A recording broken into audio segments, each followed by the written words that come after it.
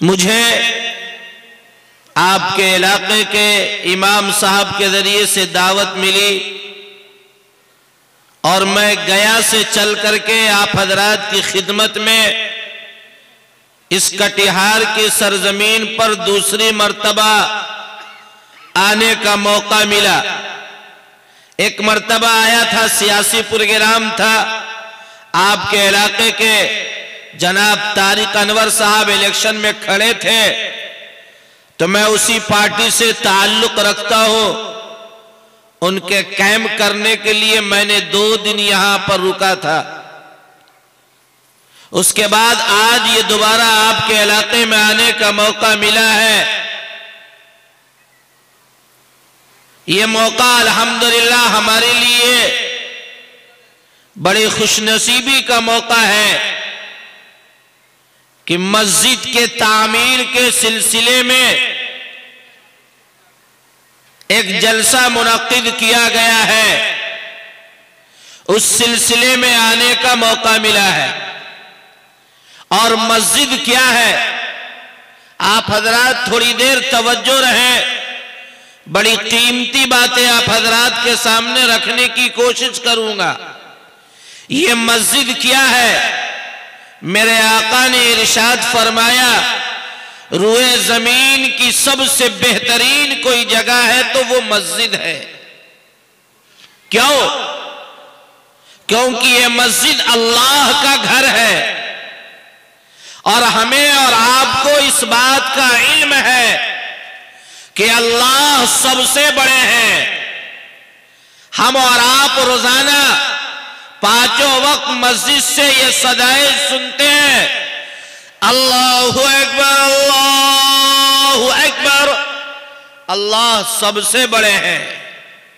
اور ایک مسلمان ایمان اور عقیدہ رکھتا ہے کہ ہمارا خالق بھی اللہ ہے، ہمارا مالک بھی اللہ ہے، تو یہ مسجد اللہ کا گھر ہے۔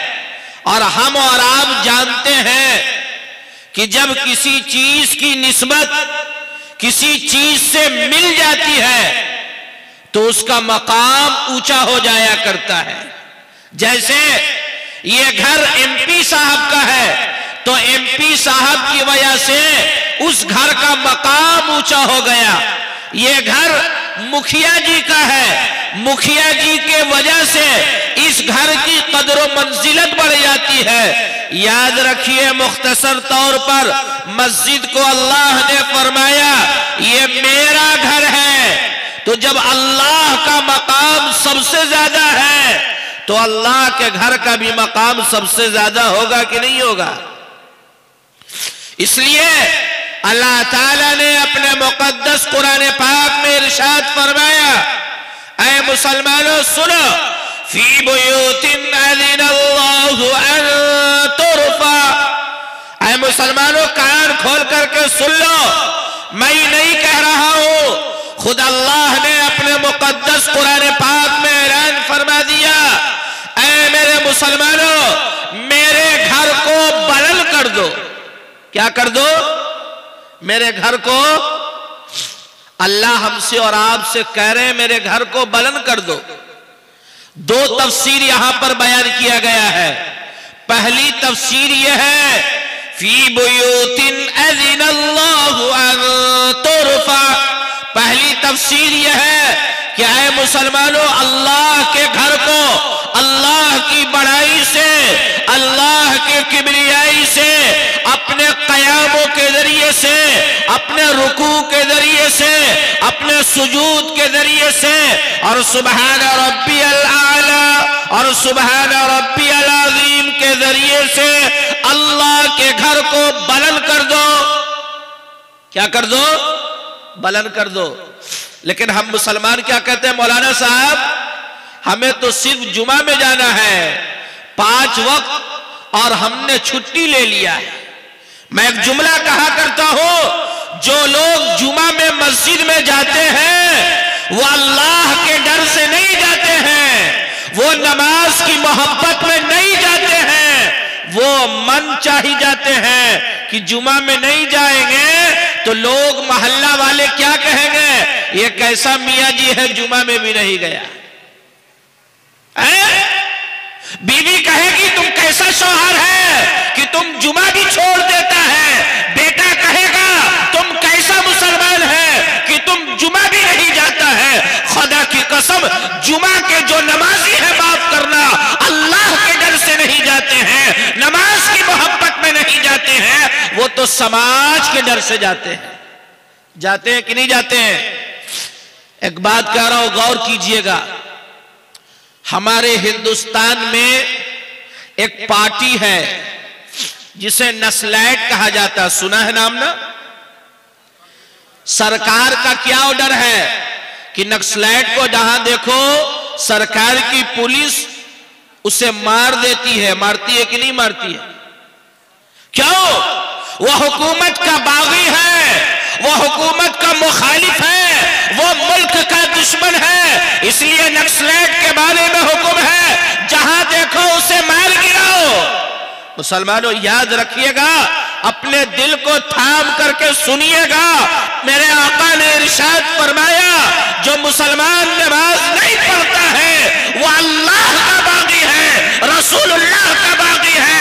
اب بتاؤ، اگر ہم اللہ کے باغی بن رہے ہیں، رسول اللہ کے باغی بن رہے ہیں، ارے دنیا کی حکمران کہتی ہے اسے مار دو، اور اللہ کہتا ہے جو میرا باغی ہوگا میں اس کے ایمان کو سلب کر لوں گا، اور کل مرنے کے بعد اسے جنت سے کوسوں دور اٹھا کر کے جہنم میں پھینک دوں گا۔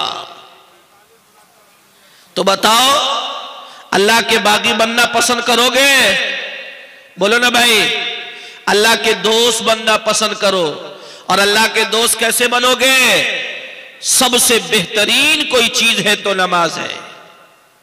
بہت ساری تقریریں آپ نے سن لی، میں 10 منٹ آپ حضرات کے سامنے حاضر ہوا ہوں۔ یاد رکھیے گا، نماز پڑھیے گا تو کامیابی ملے گی۔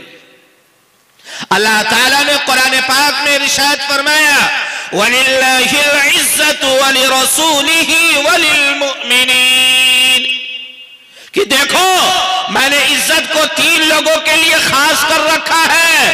پہلی عزت اللہ کے لیے ہے۔ عزت کس کے لیے ہے؟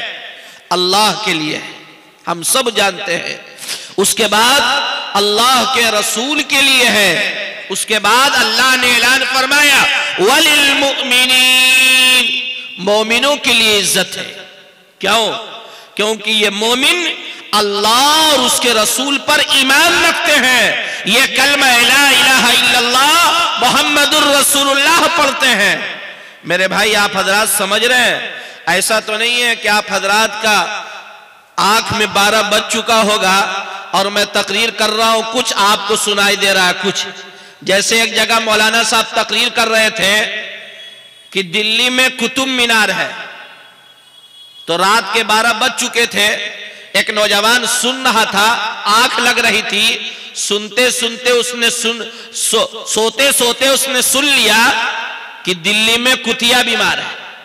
کیا سن لیا؟ دلی میں کتیا بیمار ہے۔ اب جیسے جلسہ ختم ہوا، اس نے مولانا کا گریبان پکڑ لیا اور کہا مولانا آپ کو گیا سے بلایا تھا کتوا و کتیا کی بات کرنے کے لیے کہ اللہ اس کے رسول کی بات کرنے کے لیے؟ تو مولانا صاحب سمجھ گئے کہ بیچارہ تقریر سن رہا تھا کم، سو رہا تھا زیادہ، اس لیے مولانا نے کہا ارے دوست، میں نے کب کہا تھا کہ دلی میں کتیا بیمار ہے؟ میں نے تو کہا تھا دلی میں قطب مینار ہے۔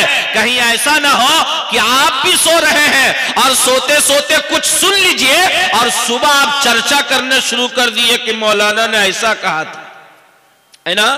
اب تو معاملہ یہی ہے کہ لوگ جلسے میں آتے، میں علاقے میں جلسے میں آیا، یہ دکان اور یہ دیکھا تو مجھے بات سمجھ میں آ گئی کہ جلسہ سننے لوگ کم آتے ہیں، گھومنے پھرنے زیادہ آتے ہیں۔ معاف کیجئے،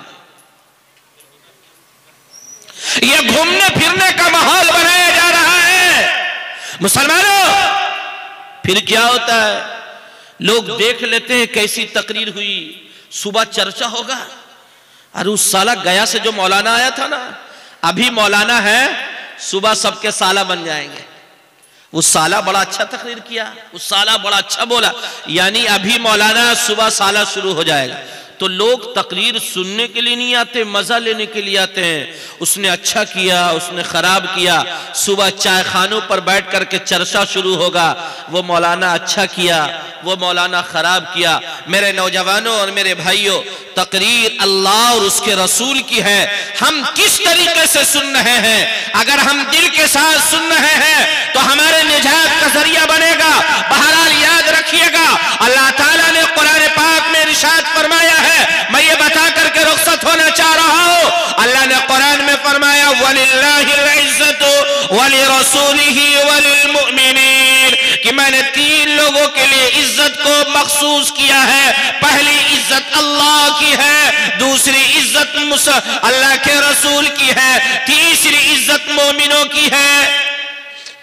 ہماری اور آپ کی عزت کا اللہ نے وعدہ کیا ہے، لیکن ہم کیا دیکھ رہے ہیں؟ پوری دنیا میں اس وقت مسلمان ذلیل و خوار ہو رہے ہیں کہ نہیں ہو رہے ہیں؟ کیوں؟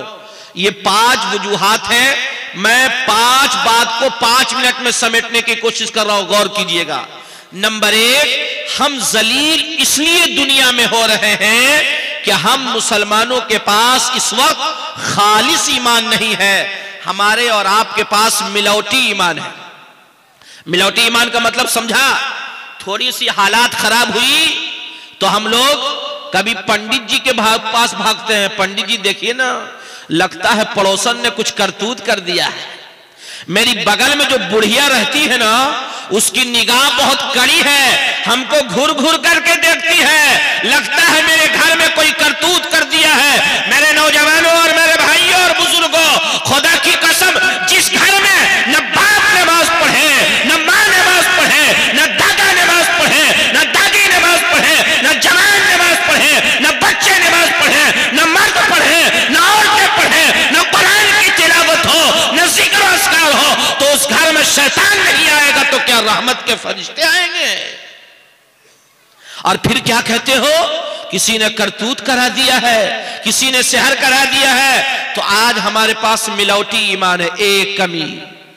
دوسری کمی کیا ہے؟ کہ ہم مسلمان اپنے نبی سے جیسی محبت کرنی چاہیے نہیں کرتے، بس کہہ دیا کہ ہم نبی کے عاشق ہیں، ہم نبی کے غلام ہیں۔ ہم نبی کے غلام کیسے ہیں؟ نہ ہمارا چہرے سے پتہ چل رہا ہے کہ ہم نبی والے ہیں۔ مجھے معاف کرنا مسلمانوں، میں آپ کو ایک واقعہ سنانا چاہتا ہوں۔ امیتابھ بچن ایک شو چلاتا ہے، سنا ہے نام؟ امیتابھ بچن کا نام سنا ہے بھائی؟ ایک شو چلاتا، غور کیجئے گا، اگر ایمان ہوگا تو غور کیجئے گا ہم مسلمان کہاں کھڑے ہیں۔ امیتابھ بچن ایک شو چلا رہا تھا، کروڑ پتی کون بنے گا؟ ایک نوجوان گیا کہ ہم بنیں گے سر، میں آپ کے سوالوں کا جواب دوں گا۔